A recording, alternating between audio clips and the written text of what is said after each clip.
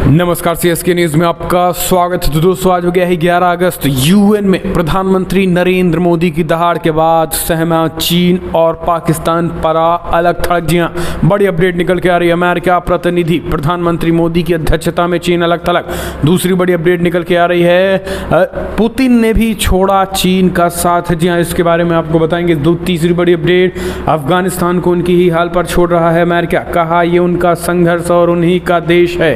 ये बहुत बड़ी खबर निकल के आ रहा है। अमेरिका की तरफ से बयान निकल के आया है। दरअसल तालिबान की जीत होती दिख रही है अफगानिस्तान में।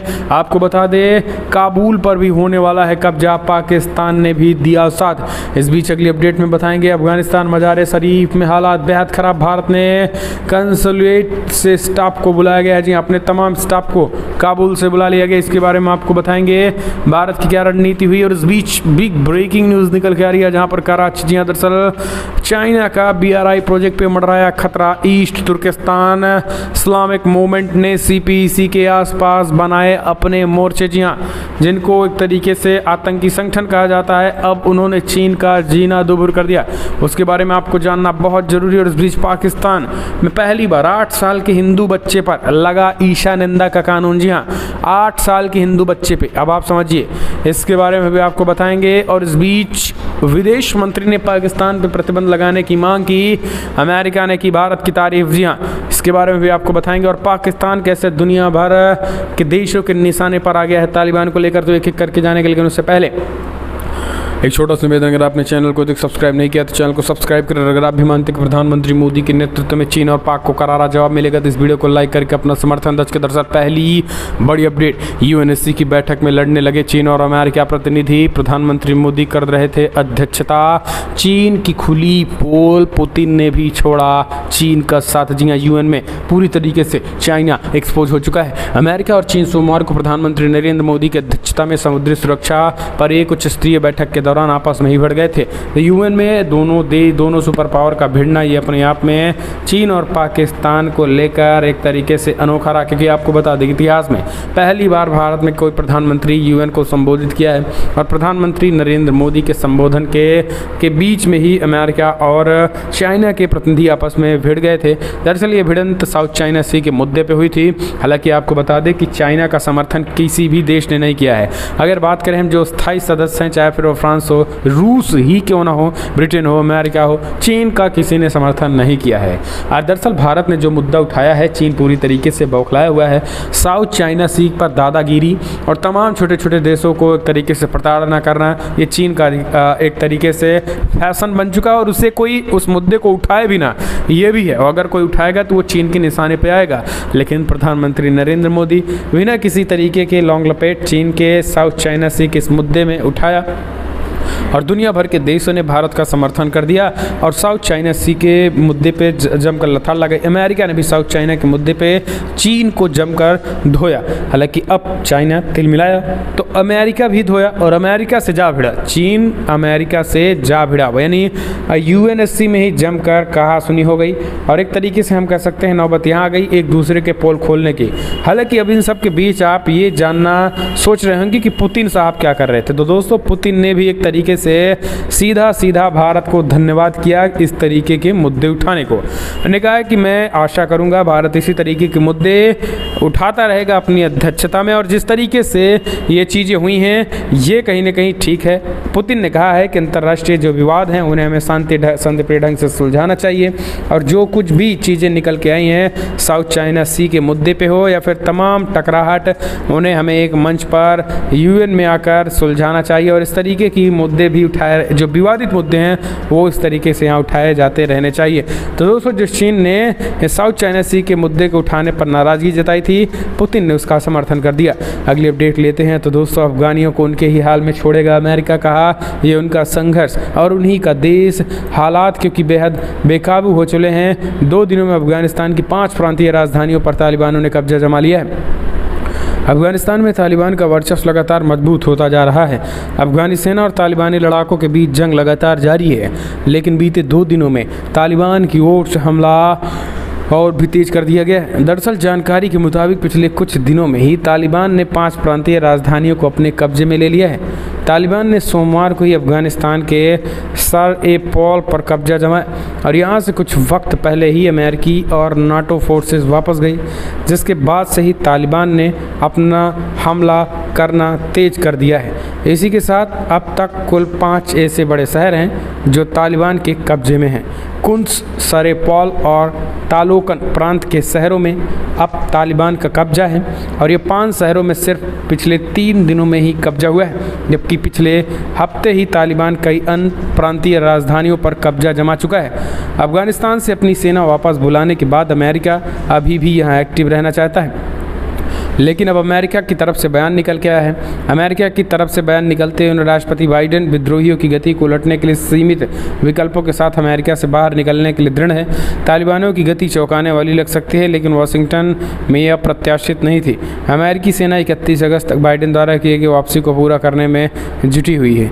इसके साथ ही उन्होंने कहा है कि फिलहाल लगभग 20 वर्षों के अनुभव में हमें दिखाया है कि अफगानिस्तान में लड़ाई का सिर्फ एक और साल कोई समाधान नहीं है, बल्कि निश्चित काल तक वहाँ रहने का एक नुस्खा है और इस तरीके के कहीं ना कहीं टकराहट जारी रहेंगे। ऐसे में अफगानिस्तान को उनके हाल में अमेरिका का जो एक बयान निकल के आया है वो उनके संघर्ष, उनका देश बता दिया है। अगली अपडेट लेते हैं तो दोस्तों आपको बता दें, अफगानिस्तान मजार शरीफ में हालात खराब, भारत ने कांसुलेट से स्टाफ को बुलाया वापस। जी हाँ, अफगानिस्तान में राष्ट्रीय सुरक्षा बलों और तालिबान के बीच हिंसक झड़प तेज होने के चलते हालात दिनों दिन भयावह होते जा रहे हैं। अफगानिस्तान के कई प्रांतों में तालिबान की बढ़त और प्रमुख शहरों तक पहुंच के बाद भारत सरकार को वहां तैनात अपने कर्मचारियों की चिंता सताने लगी है। इसी बीच भारत सरकार ने मजार शरीफ में तैनात भारतीय कांसुलेट के सभी कर्मचारी वापस लाने का फैसला कर लिया है। सिर्फ कॉन्सुलेट ही नहीं बल्कि मजार शरीफ के आसपास सभी भारतीयों से वहां से निकलने की सलाह दी गई है। इसके लिए मंगलवार शाम को मजार शरीफ से दिल्ली के लिए स्पेशल फ्लाइट की व्यवस्था भी की गई थी। मजार शरीफ में कॉन्सुलेट जनरल ऑफ इंडिया ने कहा है कि जो भी भारतीय नागरिक नई दिल्ली के लिए निकलना चाहते हैं वे जल्द से जल्द अपना नाम, पासपोर्ट नंबर और अन्य जानकारी मुहैया कराएं। अगली अपडेट लेते हैं तो दोस्तों, चाइना के BRI प्रोजेक्ट पे मंडराया खतरा, ईस्ट तुर्किस्तान इस्लामिक मूवमेंट ने CPC के आसपास बनाया मोर्चा। दरअसल belt and road initiative Xinjiang क्षेत्र में होकर गुजरता है, जो चीन के बेहद महत्वपूर्ण और वही क्षेत्र जहां उइगर मुसलमानों को आबादी लगभग 1 करोड़ 30 लाख है।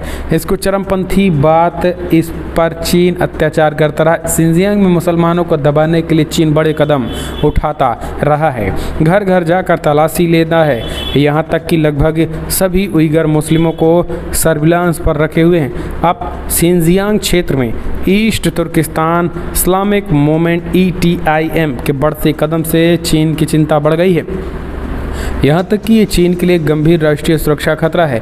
ETIM को तुर्किस्तान इस्लामिक मूवमेंट के रूप में भी जाना जाता है।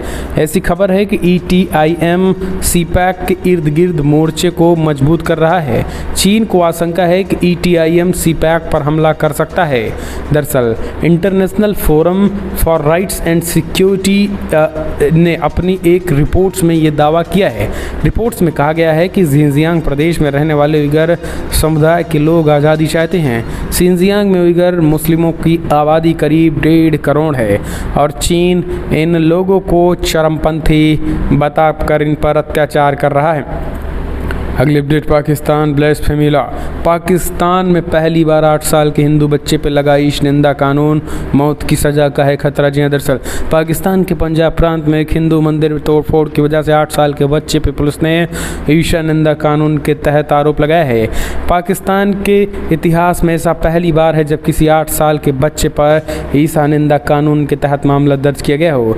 रिपोर्ट्स के मुताबिक पाकिस्तान पुलिस ने बच्चे को हिरासत में ले लिया है। ईशा निंदा के आरोप में तहत इस बच्चे को मौत की सज़ा हो सकती है। आरोप है कि इस बच्चे ने एक मदरसे की लाइब्रेरी में जाकर कालीन पर पेशाब कर दिया था। वहाँ पे कई पवित्र पुस्तकें रखी गई थी, जिसके बाद स्थानीय मौलानाओं ने मुस्लिम कट्टरपंथियों को उकसाया और पुलिस पर कार्रवाई करने का दबाव बनाया। पुलिस ने बच्चे को हिरासत में ले लिया है, लेकिन बाद में उसे जमानत दे दी गई है। बच्चे को छोड़ते ही कट्टरपंथी भड़क गए हैं और सैकड़ों की संख्या में इकट्ठा होकर एक हिंदू मंदिर में जमकर तोड़फोड़ की। कट्टरपंथियों ने मंदिर के सारे फांसी से तोड़ दिए और आगे आग के हवाले कर दिया। ब्रिटिश न्यूज़पेपर गार्जियन ने उस बच्चे के परिवार से सदस्यों से बातचीत की। परिवार ने कहा बच्चे को ईश्वर निंदा कानून की कोई जानकारी नहीं है और उस पर झूठा आरोप लगाया गया है। तो इस तरीके से अब आप समझिए एक छोटे से बच्चे से डर गया है पाकिस्तान। अगली अपडेट अफगानिस्तान से निकल गया है, जहाँ पर पाकिस्तान पर प्रतिबंध लगाने की मांग की गई है, भारत की तारीफ की गई है। अफगानिस्तान के विकास में अहम भूमिका निभाने के लिए भारत की तारीफ हो रही है। पाकिस्तान की तालिबान की मदद के लिए आलोचना। तालिबान से जूझ रहे अफगानिस्तान में पर्दे के पीछे से युद्ध थोपने के लिए पाकिस्तान पर प्रतिबंध लगाने की मांग की जा रही है। सोशल मीडिया पर हैशटैग सैंक्शन पाकिस्तान ट्रेंड हो रहा है। अमेरिका ने भी पाकिस्तान से आतंकियों की मदद बंद करने को कहा है, जबकि भारत की तारीफ की है। अमेरिका ने स्वीकार किया है कि भारत में अतीत में अफगानिस्तान में रचनात्मक भूमिका निभाई है। अमेरिकी रक्षा मंत्रालय पेंटागन के प्रेस सचिव जॉन कर्बी ने अपने डेली ब्रीफिंग में सोमवार को कहा है कि भारत ने अतीत में प्रशिक्षण और अन्य बुनियादी ढांचों में सुधार के मामले में अफगानिस्तान में रचनात्मक भूमिका निभाई है।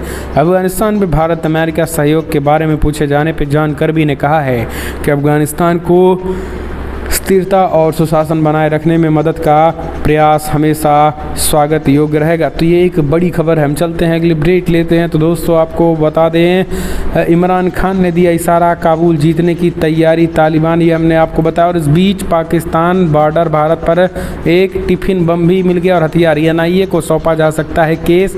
जाँच का विषय किसको भेजी गई थी हथियारों की खेप, किसके पास पहुँचने थी। दरअसल ड्रोन के जरिए एक टिफिन बम और हथियार अमृतसर में भारत पाकिस्तान बॉर्डर के पास उतारे गए। पुलिस ने उन्हें रिकवर कर लिया। हमने आपको बताया, कल से ही बता रहे हैं कि किस तरीके से पाकिस्तान सीमा पर इस तरीके के हालात उत्पन्न कर रहा है जो एक तरीके से चुनौतीपूर्ण है। अगली अपडेट लेते हैं। तो दोस्तों बड़ी खबर निकल के आ रही है, जहां पर आपको बता दें चाइना इस बीच बिग ब्रेकिंग न्यूज़ निकल के आ रही है, जहां पर चीन में एक बार फिर से भयंकर तरीके से बढ़ रहा कोरोना। चाइना को समझ नहीं आ रहा, कई अधिकारियों को किया सस्पेंड। जी हाँ, डरने लगा है ड्रैगन। चीन में बढ़ा डेल्टा वेरिएंट का प्रकोप, दर्जनों अधिकारियों पर गिराई ऐसे गाज। जी हाँ, दरअसल आपको बता दें चीन ने एक महीने से भी कम समय में देश भर में लगभग 900 सिम्प्टोमेटिक संक्रमण पैदा करने वाले कोविड-19 के डेल्टा वेरिएंट पर अंकुश लगाने के विफल रहने के लिए अधिकारियों के एक समूह को दंडित किया है। डेल्टा वेरिएंट के तेजी से फैलने के कारण चीन में कोरोना वायरस का प्रकोप फिर से शुरू हो गया है। इसने कोरोना पर नियंत्रण की बीजिंग की रणनीति को जटिल बना दिया है। पूर्वी चीनी शहर यांगुजो ने बड़े पैमाने पर कोरोना प्रशिक्षण को गलत तरीके से करने के लिए 5 अधिकारियों को चेतावनी जारी करते हुए कहा है कि इन अधिकारियों ने कोरोना वायरस फैलने दिया है। इन्हीं की वजह से ये यांगजो शहर में डेल्टा वेरिएंट का संक्रमण पास के नॉनजिंग शहर से आगे निकल गया और जहां पहले से डेल्टा वेरिएंट का प्रकोप था।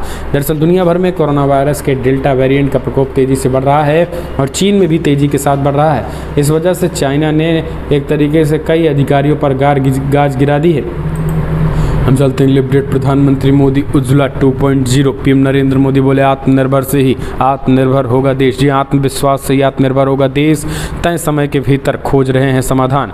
दरअसल आपको बता दें कि प्रधानमंत्री नरेंद्र मोदी का बड़ा बयान निकल के आया है। पीएम मोदी ने कह दिया है कि वीडियो कॉन्फ्रेंसिंग के जरिए यूपी के महोबा में LPG कनेक्शन सौंपकर उज्ज्वला योजना के दूसरे चरण का शुभारंभ किया।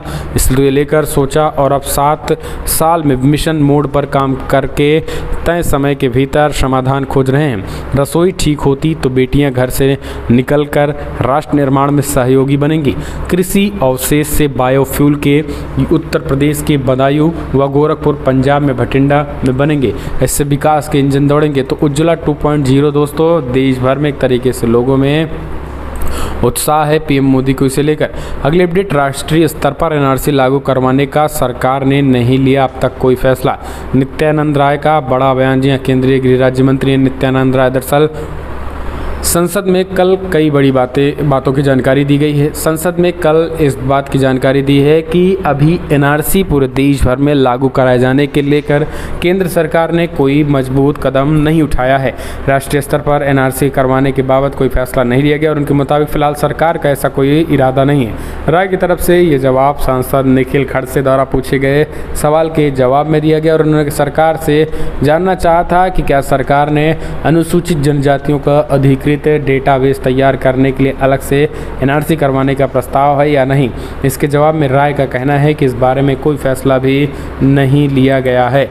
इस बीच आपको बता दें, खास करके लद्दाख में जो विश्वविद्यालय बन रहे हैं उनका तेज़ी के साथ निर्माण कार्य भी शुरू हो चुका है, वो भी एक बड़ी खबर है। हम चलते हैं, अगले अपडेट लेते हैं। पूर्वी लद्दाख में लेसी के पास गरुड़ कमांडो तैनात किए गए, सांसद का बड़ा बयान। दरअसल आपको बता दें 9 अगस्त की बात करें तो वास्तविक नियंत्रण रेखा लेसी के पास अग्रिम स्थानों पर गरुड़ कमांडो बल के जवानों को तैनात किया गया। लद्दाख में भाजपा सांसद जामयांग सेरिंग नामग्याल ने सोमवार को ये जानकारी दी है। पिछले साल 5 मई को भारत और चीन की सेनाओं के बीच सीमा पर गतिरोध की शुरुआत हुई थी, जिसके बाद पेंगोंग झील इलाके में दोनों पक्षों के बीच हिंसक झड़प हुई और बाद में कई दौर की वार्ता के बाद दोनों देशों के सैनिक कई जगहों से पीछे हटे थे। तो दोस्तों ये एक बड़ी खबर है।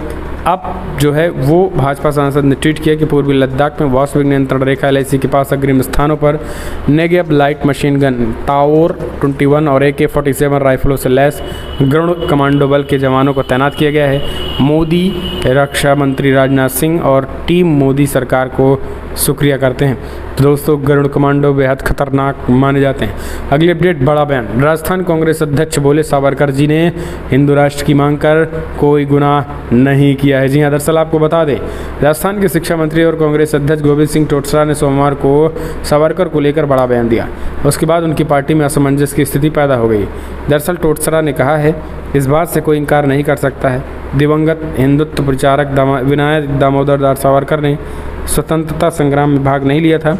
टोटसरा ने आगे कहा है कि सावरकर देश की खातिर जेल भी गए और उन्होंने कहा है कि फिलहाल सावरकर जी ने हिंदू राष्ट्र की मांग पर कोई गुनाह नहीं किया, बल्कि उनकी ये मांग जायज़ थी। अगस्त क्रांति दिवस के अवसर पर एक कार्यक्रम में बोलते हुए कांग्रेस नेता ने कहा कि सावरकर की मांगे जायज़ थी। अब उनके बाद अब तरीके से राजस्थान कांग्रेस में ही फूट मचती नजर आ रही है। उनके इस बयान से अब हड़